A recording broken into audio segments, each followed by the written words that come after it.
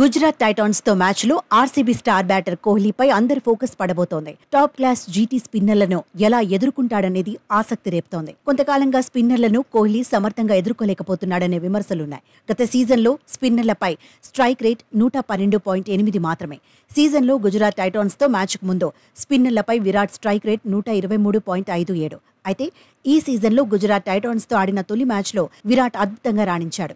స్పిన్నర్లను ఉతికేశాడు. గత రికార్డులను పట్టించుకోకుండా అహ్మదాబాద్లో వీరకొట్టుడు కొట్టాడు.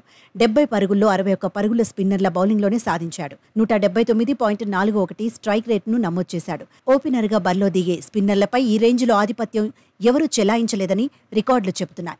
గత మ్యాచ్లో విరాట్ దెబ్బకు సాయి కిషోర్, రషీద్ ఖాన్, నూర్ అహ్మద్ ఓవర్కు 10 పరుగుల చొప్పున సమర్పించుకున్నారు. బెంగళూరు ఆతిథ్యం ఇస్తున్న మ్యాచ్లో స్పిన్నర్లపై కోహ్లీ చెలరేగే అవకాశం ఉందని ఎక్స్పర్ట్స్ అభిప్రాయపడుతున్నారు. గత మ్యాచ్లో మాదిరిగా జోరు కొనసాగించే ఛాన్స్ ఉందంటున్నారు. పైగా జీటీపై విరాట్కు మంచి రికార్డుంది.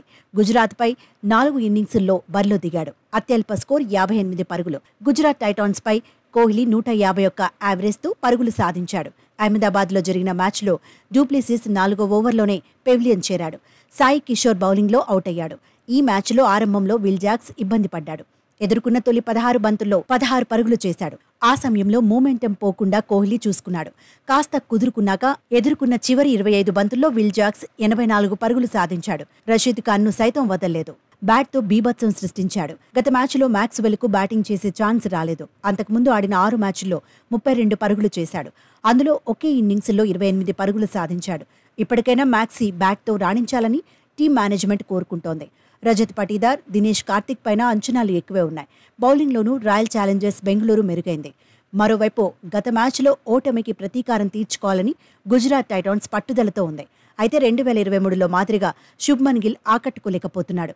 కెప్టెన్సీ ఒత్తిడి కూడా కనిపిస్తోంది. 10 మ్యాచ్ల్లో 320 పరుగులే సాధించాడు. కీలక దశలో సాహో, శుభ్మన్ గిల్ రాణించాలని టీం మేనేజ్మెంట్ కోరుకుంటోంది. గత మ్యాచ్లో రాణించిన సాయి సుదర్శన్, షారుఖ్ ఖాన్ పైన అంచనాలు ఎక్కువే ఉన్నాయి. బౌలింగ్ విభాగం బలంగానే ఉంది.